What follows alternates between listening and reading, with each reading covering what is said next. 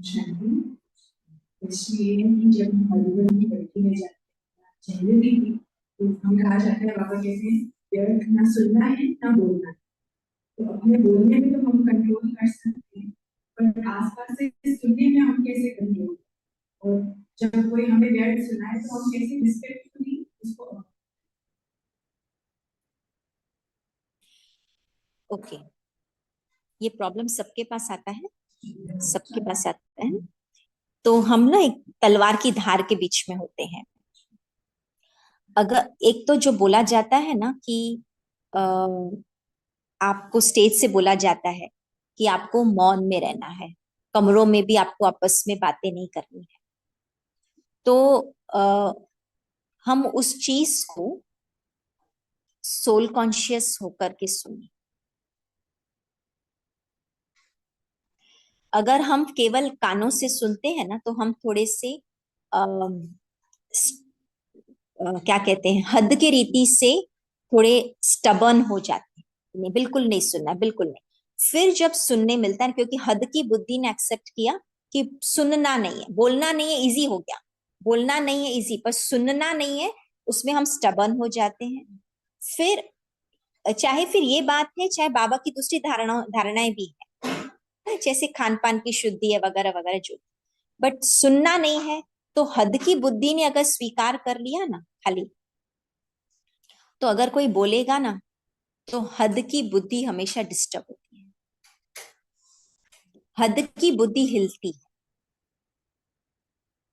और अगर समझ में आ रहा है हद की बुद्धि, हद की बुद्धि अभी तो हमको समझ में आ गया, हद से हम सुनते हैं। हाँ, और अगर हम सोल कॉन्शियस होकर के सुनते हैं, तो हमें ना बाबा से वो भी शक्तियां लेनी है कि मुझे सुनना नहीं है, तो आत्मा अंदर से ये भी मुझे बता देगी कि मुझे सुनाने वालों पे तो कंट्रोल नहीं है, ये क्लियर है, क्लियर है।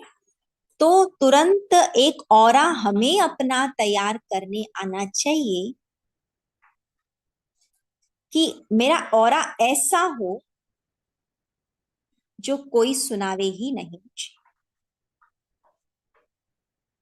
किसी को मेरे चेहरे से, मेरे ऑरा से दिल ही नहीं हो सुनाने की। ऐसा ऑरा मुझे बनाना पड़े, क्योंकि मुझे पता है मेरा कंट्रोल औरों के ऊपर तो है नहीं। ऑन द कॉन्ट्ररी उनको ये फील होवे कि ये कितनी सूक्ष्म पुरुषार्थी है, ये कितना अच्छी तरह से मेहनत कर रही है अनाउंसमेंट के आधार पर अपनी स्थिति बनाने का, तो उनको भी धीरे धीरे धीरे धीरे प्रेरणा प्राप्त हो। वो हमारा टॉपिक नहीं, वो होगा ही, उनको प्रेरणा मिलेगी, बातें तो आएंगी। मुरली में बाबा ने कह दी बातें तो आएंगी, पर मुझे नॉन वायोलेंट बन, मुरली में है ना, तुम हो नॉन वायोलेंस सेवा। अगर किसी ने मेरे से व्यर्थ बात करने की कोशिश की और मुझे संकल्प चला, मैं डिस्टर्ब हुई, वे वायोलेंस है कि नॉन वायोलेंस है? वायोलेंस। तो मैंने बात तो नहीं की, मैंने सुनी नहीं बात, पर मैं वायोलेंट तो हो गई, अंदर से हलचल में तो आ गई। तो वो श्रीमत को भी मुझे साथ में रखना है, वो भी बात को मुझे समझना जरूरी है। स्टार्टिंग से जब से अनाउंसमेंट शुरू हो, मुझे मेरी ऑरा तैयार करनी है, नंबर वन। नंबर टू, मुझे पक्का करना है कि मुझे रेस्पॉन्स में नॉन वायोलेंट रहना है। और तीसरा, विद ड्यू रिस्पेक्ट, कि सुना सबने है, पर बाबा के कौन से महावाक्य हैं, सब नंबर वार हैं। मुझे मेरे ऊपर कंट्रोल सिर्फ रखने की का अधिकार है और समर्थ ही है, मुझे किसी और में को कंट्रोल करने की समर्थी नहीं। फिर अभ्यास क्या करना है, अगर कोई व्यर्थ सुनाता है तो नंबर वन, आप उस समय पर अपने ऑरा को पावरफुल रखो। नंबर टू, अगर आपने उसकी बात या तो सुनी और इंटरेस्ट दिखाया, तब तो आप शिकार बन गए, आ बैल मुझे मार। वो रोज रूम में आएगा, रोज आपसे बात करेगा, और रोज आपकी ताकत बट्टी की खत्म करेगा, क्योंकि आपने सुना। मैं ना नहीं कर सकती हूँ, इसके लिए मैं सुनती रहूं। तो सुनना नहीं है तो फिर करना क्या है, बताओ। हाँ, आपकी पावर क्या ऐसी है, इतना योग की ताकत मैंने अपने अंदर जमा की है जो मैं सुनते हुए न सुनूं।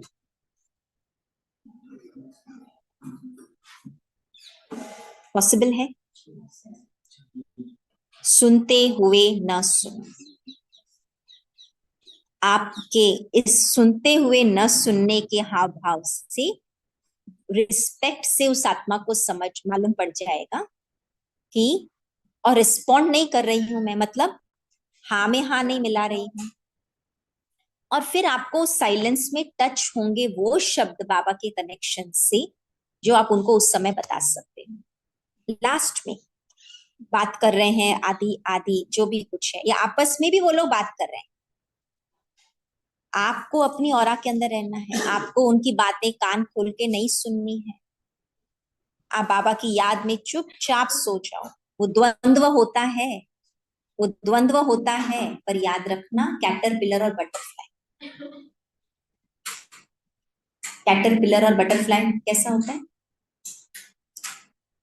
बटरफ्लाई उड़ने से पहले वो उस अंदर की तड़पन से बाहर निकल गुजरता है। नहीं सुन रहे, सुनना है मुझे बाबा की याद दे रहे, मुझे बाबा की याद दे रहे। एक बार हम मधुबन में रात्रि के समय पे हम लोग 10 बजे कमरे में गए, और उसके बाद में वो बहन जो साथ में थी, दूसरे सेंटर की थी, तो वो जोर से सतीश भाई जो क्लास कराते ना, उनका जोर से क्लास चालू करके 11 बजे तक उसका क्लास चला।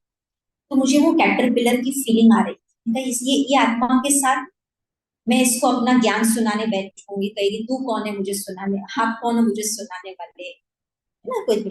तो हिसाब किताब बढ़ता है, बढ़ता है ना। तो द्वंद्व चलता है 1 घंटा बाबा की याद, भले अच्छी बात है, लेकिन 11 बजे तक आप ऑडियो चालू करेंगे दूसरों का कैसे। वहां सहनशीलता, वहां बाबा की याद, वहां वाइब्रेशन, निसंकल्प संकल्प चलाएंगे, क्यों चला रहे हैं, क्यों चला रहे हैं, क्यों चला रहे हैं। कल चलाएगी 2 घंटा, परसों चलाएगी 2 घंटा, हिसाब किताब बढ़ रहा है क्योंकि आपने संकल्प चलाया। वहां निसंकल्प होने की शक्ति को उजागर कर। तो शायद यहाँ से जब हम मधुबन के लिए निकलते हैं ना, तो वो औरा तैयार करके जाना पड़े कि बाबा ऐसा कमरा देना, कोई भी कमरा हो, नीचे भी सोना पड़े, पर ऐसा कमरा देना जो, हाँ, आपकी लॉ ऑफ अट्रैक्शन काम करे, आपकी लॉ ऑफ अट्रैक्शन काम करे। आप संकल्प करें कि बाबा मुझे ऐसा कमरा देना जहां पर मैं कमरे में जाने के बाद भी आराम से योग युक्त स्थिति में आराम कर सकूं।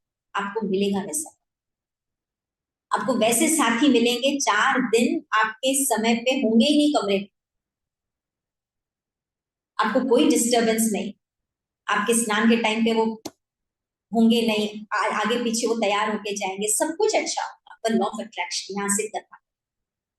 और फिर भी ड्यू रिस्पेक्ट जरूरत पड़े, अगर लगे उसकी पात्रता है, रिसेप्टिव फीलिंग है, तो उस समय नहीं, पर दूसरे दिन या जब वो नहीं करे, कहते हैं थोड़ा सा ना मेरे को आप अगर रात के टाइम पे ये नहीं चलाओ, या जो कुछ भी आपको बाबा टच करेगा, ये कोई ऑब्जेक्टिव आंसर नहीं होगा कि अच्छा माइक से अनाउंस किया गया ये शब्द बोलने हैं, ये काम नहीं करने वाला है।